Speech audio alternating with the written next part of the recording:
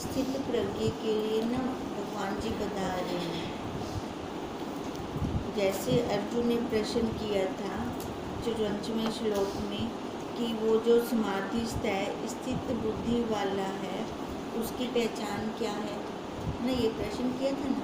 अब भगवान जी उसके ही प्रश्न का उत्तर दे रही हैं कि अब जैसे अर्जुन ने कहा वो कैसे रहता है, क्या बोलता है, कैसे चलता है, तो अर्जुन का प्रश्न तो क्रिया प्रधान है, पर भगवान जी जो आंसर दे रही हैं वो आंसर भाव प्रधानता से है। अब वो क्या कह रही हैं भगवान जी, जैसे हमने कल किया था कि दृश्य का स्नेही छूटा, प्राप्ति में जो बुरे भले दुखी सुखी नहीं होता, उसकी स्थिर बुद्धि है। अब स्थित प्रज्ञ किसका कहा, उससे पहले बोला कि सौंखे की लालसा धोई, है ना, मन के अंदर कोई इच्छा नहीं रहती उसकी, और वो हिलता नहीं है। हिलता कैसे, हम परिस्थितियों के अंदर हिल जाते हैं ना, कोई भी परिस्थिति आती है तो अंदर लेके बैठ जाते हैं, दुख या सुख दोनों को मानना शुरू कर देते हैं, भोग करना शुरू कर देते हैं। और फिर भगवान जी कह रही हैं कि जो 5 विकार हैं, है ना, जीव के अंदर ये 5 विकार हैं, 5 विकारों से स्थित प्रज्ञ मुक्त हो जाता है। और उसको जो दृश्य, जितना भी दृश्य दिख रहा होता है, वो दृश्य रूप में नहीं लेता, वो अलग होकर, है ना, हम क्या करते हैं, हम मिल जाते हैं, हमें पता ही नहीं होता कि ये दृश्य है, उसको ध्यान में रहता है, मैं दृष्टा हूँ, मैं दृष्टा हूँ, इसी हिसाब से वो लेता है। जहाँ से क्या होता है कि ना तो उसको कुछ अच्छा लगता है, अब अच्छा लगता है तो उसका और बुरा भी लगेगा, है ना, पक्की जोड़ी है ये, अगर बुरा लग रहा है तो अच्छा भी लगेगा। और ऐसी वो दुखी सुखी फिर होता ही नहीं, क्योंकि एक निश्चय वाली जिसकी बुद्धि हो गई, उसको दुख क्या और सुख क्या, उसके लिए तो वो दोनों बराबर हो गए। और उसी को ही इन्होंने स्थिर बुद्धि कहा। अब आगे कह रही हैं 58वां श्लोक, जब ये कुरुम की न्यायी भोगों से सब इंद्रियां तत्काल खींच लेता है, उसकी स्थिर बुद्धि है। अब देखो, अब जो स्थित बुद्धि वाला है ना, प्रज्ञ बुद्धि वाला है, उसका तुलना कछुए के साथ कर रही है। अब जब कछुआ चलता है तो उसके 6 अंग दिखते हैं, 4 पैर, 1 पूंछ और 1 आगे सिर, जो मत्था हो गया उसका, ये दिखाई देते हैं। अब जब उसके ऊपर कोई प्रहार होता है तो जो उसने ऊपर से कवच डाल रखा है, उसके अंदर वो छुपा लेता है अपने 6 अंगों को। ऐसे ही जीव के जो ये 6 अंग हैं, 5 इंद्रियां और 1 मन, अब देखो जब इसके ऊपर प्रहार होता है तो ये भी अपने ऊपर गुरुदेव का महावाक्यों का कवच डाल लेते, खींच लेते हैं अंदर। अब जैसे कछुआ खींचता है, अपने अंगों को अंदर खींच लेता है, तो ऐसे जो साधक है, जो जिज्ञासु है, जो स्थित प्रज्ञ है, वो अगर खींच लेता है, बाहर रुकता नहीं किसी भी विषयों में, है ना, जितने भी इंद्रियों के सारे विषय हैं, अगर उनको भी देखकर छोड़ देता है, विषय भगवान जी ने बनाए हैं तो बुरे तो नहीं है, पर हमें क्या आना चाहिए, छोड़ना आना चाहिए। हम उन विषयों को छोड़ नहीं सकते, अब नहीं छोड़ते तभी हम उनका भोग करते हैं। अगर अब हम भोग कर रहे हैं तो उससे हमारा जन्म और मरण शुरू हो रहा है, भोग करने से कर्म बनते हैं ना। अब जहाँ पे कर्म बनने शुरू हो गए, देखो भोगों से सब इंद्रियां, अब जब हमारा भोग वाली वृत्ति है, भोग वाली वृत्ति मतलब हम भोगते हैं, है ना, अहम आता है अंदर, आकार हमारा खड़ा हो जाता है, जहाँ आकार खड़ा हो गया, आधार से हम हट गए। आधार की फिर याद नहीं रहती, आधार की स्मृति नहीं रहती। अब जब हमारी आधार से स्मृति हट गई, तब हमने क्या किया, विषयों का भोग किया। और विषयों का भोग करते ही मैं बन के हम विषयों का भोग करते हैं। अब जहाँ पे ये मैं पन्ना आ गया, वहाँ पे हमारा चक्कर चालू है। ये हमारा चक्कर खत्म ना होने का कारण यही है सबसे बड़ा, हम हट नहीं रहे विषयों से। अब देखो, अगर विषयों से हम हट जाएं तो फिर कछुआ जैसे अंग सिकोड़ लेता है, हम देख लेंगे मेरे मतलब का नहीं, हम सिकोड़ लें, अपने मन की वृत्तियों को सिकोड़ लें। हम अपनी मन की वृत्तियां तो बाहर जाने देते हैं। बाहर से कुछ भी आ रहा है, अगर किसी की उपाधि कारण, कोई बड़ी उपाधि का है हमारे सामने, हम उसके साथ कुछ बोल नहीं सकते, पर मन तो अंदर से चल रहा होता है। मन से तो हम बोल रहे होते हैं। अब जब ये मन बोलना बंद कर देगा, जब मन बोलना बंद करेगा, तब इन विषयों से हम हटेंगे। जब तक ये मन हमारा चलता रहेगा, हम विषयों से हट नहीं सकते। तभी उन्होंने कहा, जब ये कुरुम की न्यायी है ना, कौन ये कौन, स्थित प्रज्ञ है ना, स्थित प्रज्ञ। अब उसकी सारी उपाधियां बता रही हैं, तुलना कर रही हैं, स्थित प्रज्ञ की परिभाषा बता रही हैं कि वो स्थित प्रज्ञ बना कैसे। अब जो बना है स्थित प्रज्ञ, वो पहले इन लक्षणों वाला हुआ है। उसने अपनी इंद्रियों को, जहाँ वृत्ति जाती है, वृत्ति को एकाग्र किया है। पहले एकाग्र करके देखो, कछुए के ऊपर बहुत हार्ड होता है, सख्त होता है ऊपर वाला, जो उसका जिसके अंदर छुप जाता है ना, सख्त कवच, वो बहुत सख्त कवच है। तो हम अगर देखें, हम अगर गुरुदेव के महावाक्य लेते हैं, तो क्या हमारे ऊपर कवच नहीं है ना? कितनी मर्जी परिस्थिति आए हमें, अगर वो महावाक्यों का हम कवच ले लेते हैं, तो वो अंदर नहीं हिलते। फिर हम जैसे कछुआ अंदर नहीं हिलता ना, सारी इंद्रियों को अंदर कर लेता है, कुछ उसको दुख नहीं होता, कुछ कष्ट नहीं होता, बाहर से उसको चाहे जो मर्जी मार दो, अंदर वो सेफ का सेफ ही रहता है। और जब उसको विषयों का भोग करना होता है, इंद्रियों को बाहर निकाल लेता है। अब ऐसे अगर हमें जब बाहर से कुछ लग रहा है, ऐसे अच्छा नहीं आ रहा, बुरा आ रहा है ना, या कुछ हमारे अनुकूल नहीं है, या हम वो लेना नहीं चाह रहे, तो हम भी ऐसे इंद्रियों को, मन की वृत्ति को सिकोड़ लें। जब मन की वृत्ति को हम अंदर की तरफ ले जाएंगे, बाहर की परिस्थिति का कोई असर ही नहीं होता हमारे ऊपर। तभी स्थित प्रज्ञ की तुलना कछुए के साथ की जा रही है कि तत्काल खींच लेता है, उसकी स्थिर बुद्धि है। तत्काल, देखो कब ज्ञान होता है, उसके लिए कोई काल नहीं, निश्चित नहीं है काल। जब हमने अपने मन को विषयों से हटाया, उसी टाइम हम पार हो गए। ये नहीं है कोई लिमिट है, कोई सीमा है हमारे पास भी इतनी देर के बाद ज्ञान होगा, है ना, इतनी देर के बाद भी ज्ञानी बनोगे, ऐसा कुछ नियम नहीं है। उस प्रकृति ने नियम नहीं रखा। अगर ऐसे नियम वो रखती प्रकृति, तो पक्षपात होता। अब ये सब के लिए खुला निमंत्रण है। जो भी विषयों से, भोगों से अपनी वृत्ति को तत्काल खींच लेता है, उसी काल में उसको उस परमात्म तत्व का अनुभव हो जाता है। उसके लिए उसको कोई दूसरा काल नहीं चाहिए। तत्काल, तत्काल में रिजर्वेशन करवाते हैं ना, तो तो भगवान जी ने भी हमारे लिए तत्काल रख दी है। तो खींच तो सही एक बार, मन की वृत्ति को तो अंदर ले जा, भोगों से तो हटा उसको।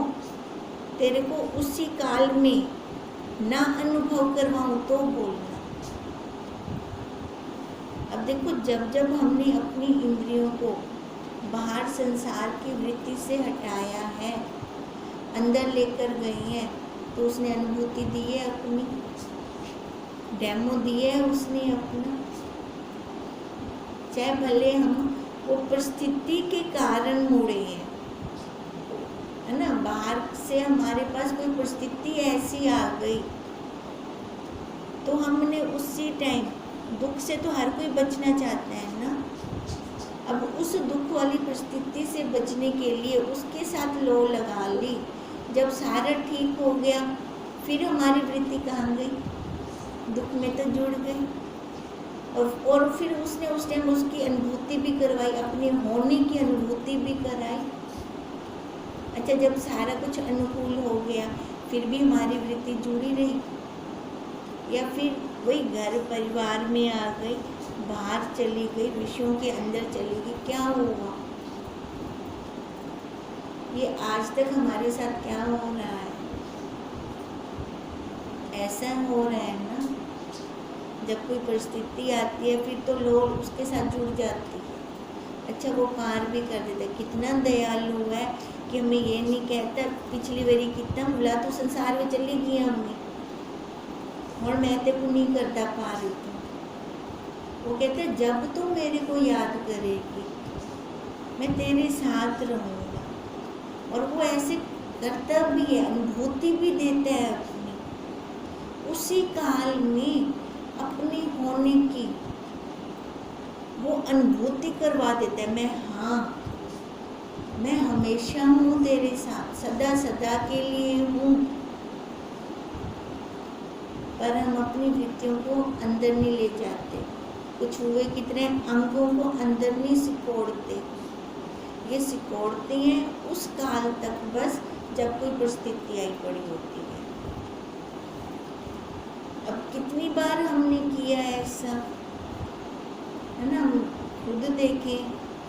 अब एक बार समझ आ गया कि बाहर है नहीं कुछ भी, तो हमें समझ आ जानी चाहिए ना कि उसने, अच्छा वो तत्काल अनुभूति कैसे करवा देता है कि फटाफट अंदर आ वेंदा है वाला, जो तत्काल अनुभूति करवाता है अपनी, वो क्या फटाफट अंदर आ जाता है?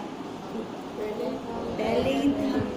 फिर यही समझ आनी चाहिए भी, उसने हमें एक पल के लिए नहीं छोड़ा, वो हमारे साथ है, बंधा हुआ है, वो हमें कभी भी छोड़कर जा नहीं सकता। अगर मेरे को नहीं दिखाई दे रहा, नज़र नहीं आता, तो नज़र का कसूर है, वो भी मेरी नज़र का।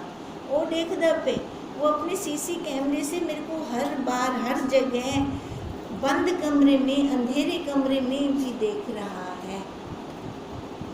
तो इसलिए तो तत्काल में अपनी अनुभूति करवा देता है, अति नज़दीक है। ये कपड़ियाँ तो भी, ये शरीर तो भी अति नज़दीक है, तभी वो अपने होने की अनुभूति एक सेकंड भी नहीं लगाता, वो करवा देता है। बस शर्त इतनी है कि वृत्ति उसके साथ जुड़ जाए, वही एक में हो जाए, तो फिर ये रहता ही नहीं है, बाहरी शरीर रहता ही नहीं है। तो क्या हो जाता है? वही ब्रह्म हो जाता है, वही साक्षी हो जाता है। उसी को स्थित प्रज्ञ कहा, क्योंकि उसकी बुद्धि एक निश्चय वाली हो गई। एक निश्चय वाली बुद्धि कभी भी बाहर नहीं जाती, भोगों में नहीं जाती। एक निश्चय वाली बुद्धि बनती भी तभी है जब वो बाहर से अनेक भोगों को देखकर आया हो। अगर शुरू से ही उसको एक दिखाई ना, वो डामाडोल थी। वैसे जो पक्का ठोक बजाकर बाहर से अंदर आया है, वो डामाडोल नहीं होगा। क्यों नहीं होगा?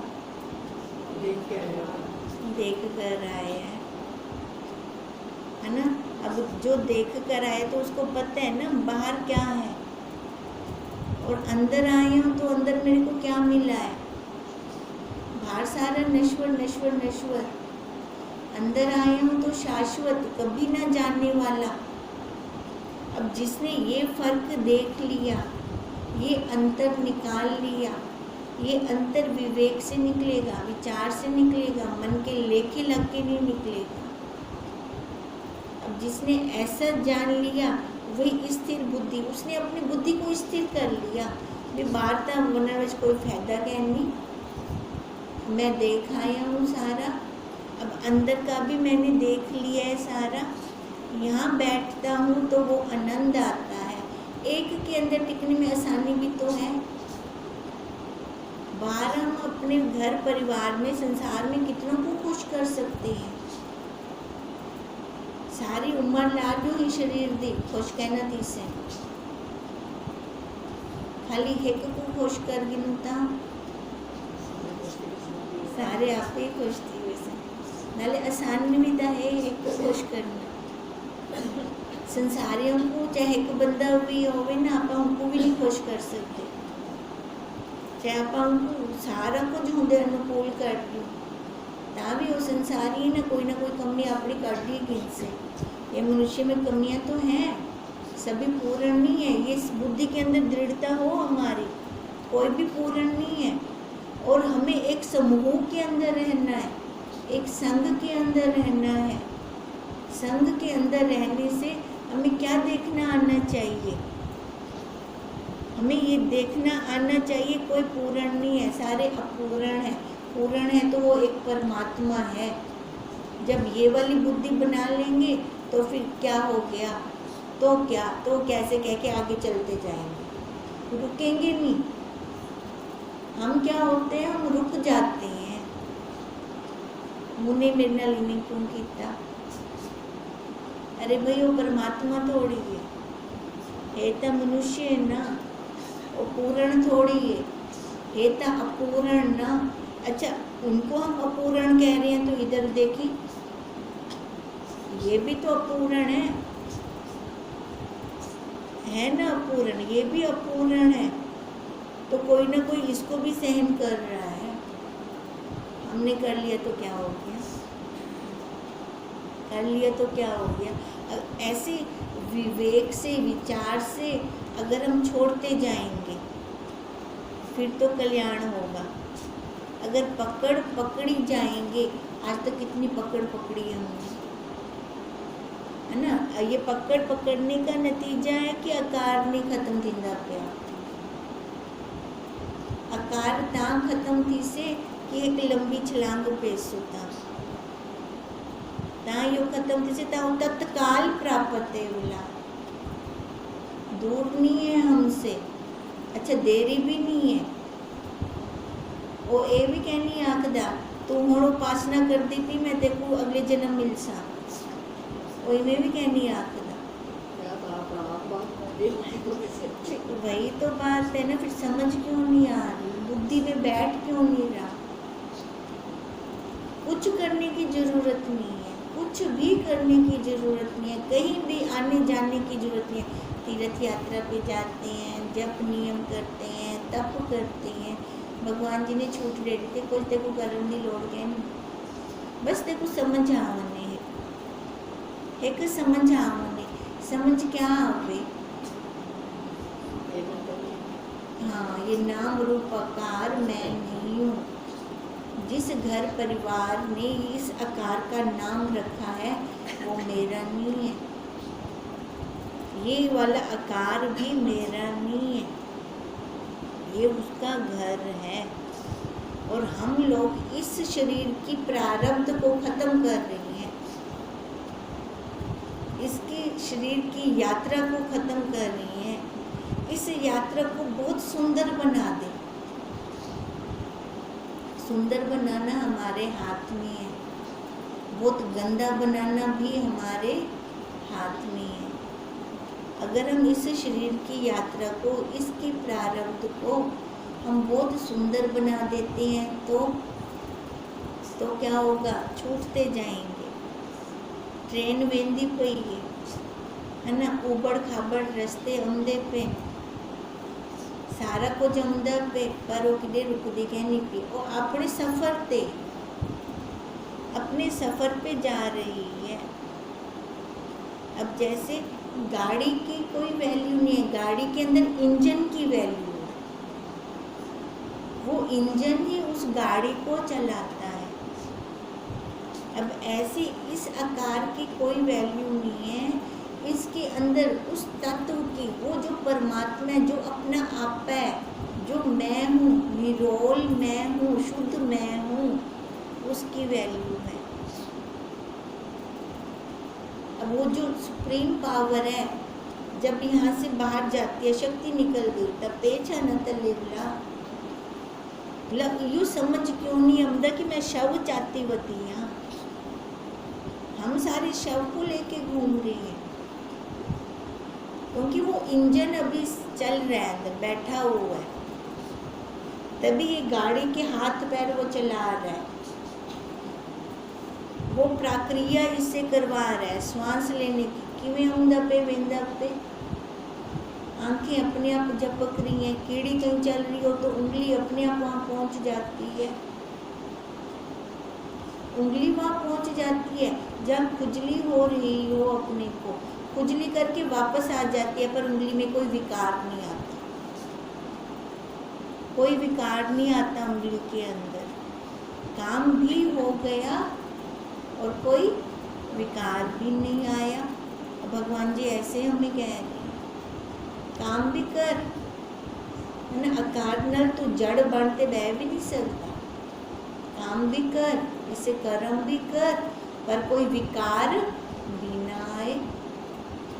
होता क्या है, हम कर्म तो करते हैं, पर कैसे करते हैं, मैं बन के करते हैं ना, अहंकार से करते हैं, तो उससे क्या आ जाता है, विकार आ जाता है। अब उंगली ने खुजली को ख़त्म किया, वो शांत हो गई हमारी खुजली। ऐसे हम कर्म ऐसे करें कि हमारे वो कर्म शांत होते जाए, दोबारा फल देने की इच्छा ना रखें। वो तब होंगे जब आसक्ति से रहित कर्म होंगे। अगर हम जुड़कर कर रहे हैं तो काम नहीं बनेगा हमारा, वो फिर आगे के लिए और तैयार हो रहा है आकार हमारा। अब इतनी सजगता अगर बुद्धि के अंदर आ जाती है तो वहीं पर ही हमारा खत्म। सजगता आए, खाली सजगता आए, मैं ये नाम रूप आकार नहीं हूँ, ये घर परिवार मेरा नहीं है ना। जहाँ हमारा मोह है वही हमारा बंधन है। पहले इस बंधन को खत्म करने, अब ये बंधन खत्म होगा तो हमें व्यवहार करना आ जाएगा, व्यवहार भी हो जाएगा और कर्म भी नहीं बनेगा। अब ऐसा कर्म जब हम कर लेंगे, है ना, क्या होता है कि हम तत्काल इंद्रियों को खींच नहीं पाते, तत्काल नहीं मुड़ पाते। वो 3 लाइनें याद है, एक मिट्टी के ऊपर लाइन, एक रेत के ऊपर लाइन, एक पानी के ऊपर लाइन। हम अपना निरीक्षण करें, कहाँ पर हैं हम, है ना। हम सभी के अंतःकरण अलग अलग अपने अपने हिसाब से हैं। हम सारे इस सभा के अंदर हम सारे बैठे हैं, सभी अंतःकरणों वाले बैठे हैं। निरीक्षण तो हम खुद करेंगे ना भी, कहाँ कौन सी लाइन है मेरी, पानी वाली है, रेत वाली है, मिट्टी वाली है।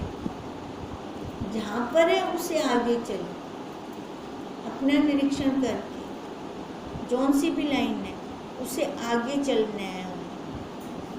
अब आगे चलकर फिर देखो अपनी सुंदर यात्रा जो हम कह रही हैं, सुंदर यात्रा होगी। हम सबकी ऐसे हो पानी पे लाइन पड़ रही है, कर्म हो रहा है, पीछे साफ थिंदा पे, क्योंकि आकार बिना कर्मों के नहीं रह सकता। साफ थिंदा पे मतलब मन के अंदर भी ना भाव आवे, मन के अंदर भी ना चले, व्यवहार कर दो, मना नहीं है, व्यवहार करके छी भी कर दो, मना नहीं है। हम क्या करते हैं, अच्छा देखो इसका एक और हम उदाहरण देते हैं।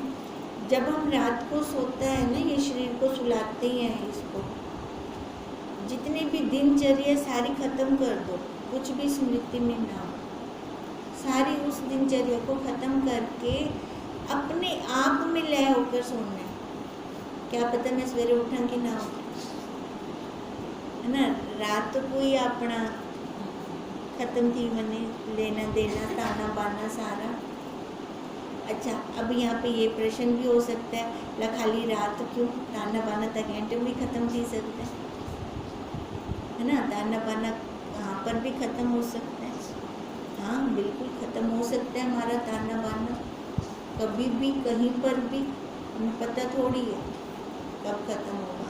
पर अभ्यास की बलिहारी, अगर रात से हम अभ्यास शुरू कर देते हैं, ये अभ्यास जैसे जैसे बढ़ता जाता है अपने आप में बैठते जाएंगे, हमारा नहीं होगा।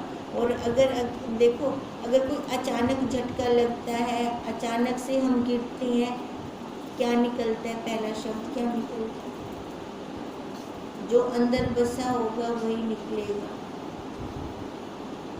यहाँ से हम अपना निरीक्षण करते हैं, कैसे पता लगे, नाप तोल करते हैं, क्योंकि इन नाप तोल दी तो कोई मशीन कहनी ना, आप भी समझ सकूँ भी इन्ना हुण अंदर चलता पे, हुण इन्ना थोड़ा जा रह गए, हुण थोड़े जे वाले को ख़त्म करना है।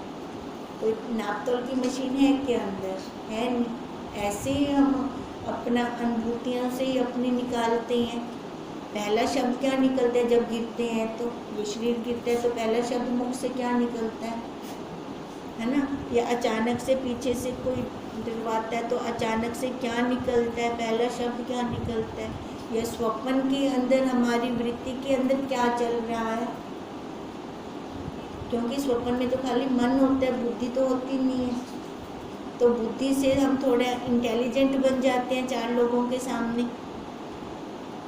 क्योंकि ज्ञान की बातें हमने सुन रखी हैं, तो वही बखान कर देते हैं बुद्धि से।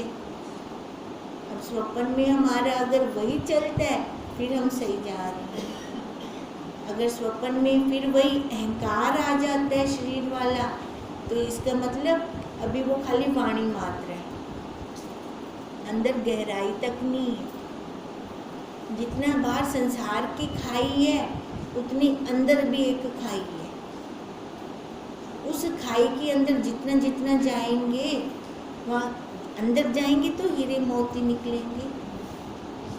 अगर अंदर ही नहीं जाते, बाहर थोड़ी मिलते हैं, समुद्र के बाहर मिलते हैं क्या, अंदर जाने से ही मिलते हैं ना। अब अंदर जाएंगे तभी कल्याण होगा, तब हम अपनी वृत्तियों को खींच सकते हैं उस कछुए की तरह। बाहर से कुछ भी आ जाए, अपनी वृत्ति समेट लो, अपने आप को चावन होगा। भाई तेरे को जड़ को जाखना है तो आख गए, उसका हमें लेश मात्र भी दुख ना हो।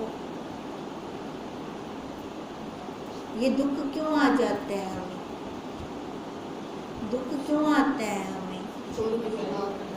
हाँ जी, हाँ जुड़ जाते हैं हम उसके साथ। जुड़े ना कि कोई ना कोई उपाधि, अगर बच्चे ने कुछ आख्या तो माँ बन गई है, पति ने कुछ आख्या तो पत्नी बन गई है ना। ऐसे किसी भी संबंध के साथ पहले चोला तो आप खुद पहन दो। अगर आप वो चोला ही नहीं पाऊँ तो सामने वाला क्या कर सकता है? हो सकता है सामने वाला कुछ कर सकता है? कुछ नहीं कर सकता। स्थिर बुद्धि इवें क्या नहीं बनता कोई, एक निश्चय वाली बुद्धि ऐसे नहीं बन जाती। पहले उसके लिए ये अभ्यास चाहिए, ये विवेक विचार चाहिए। विवेक विचार होगा तभी तो समेटना आएगा ना, इंद्रियों को, वृत्तियों को समेटना आएगा। रसोई फैला देते हैं, सारा काम करते हैं, बस समेट भी दें तो नाल दे नाल, अगर ना समेटू तो जी औखा दिंदा। हेकड़ी बार बनना पाया उन्हें पीछों बेटी को आखते वे तो कर रखी और ना करे ता कि मैं डांट दूँ ना उनको भी सारी रसोई बिखरी पी है, तेरे को समझ के नहीं मैं समेट रखा। ऐसे हमारे गुरुदेव हमें डांटते हैं। किन्हें जन्म दी तो अपनी रसोई बिखेर रखी, तेरे को शर्म नहीं आती? समझ आवे तो साकू आवे ना, असा समेटना है ना। अब यही समेटने की कला आ जाए, यही वृत्तियों को समेटने की कला आ जाए, अपने आप में बैठने की कला आ जाए। अब जब ये कला आएगी तो वही स्थिर बुद्धि है, वही एक निश्चय वाली बुद्धि है। एक निश्चय में आते ही कल्याण है। ओम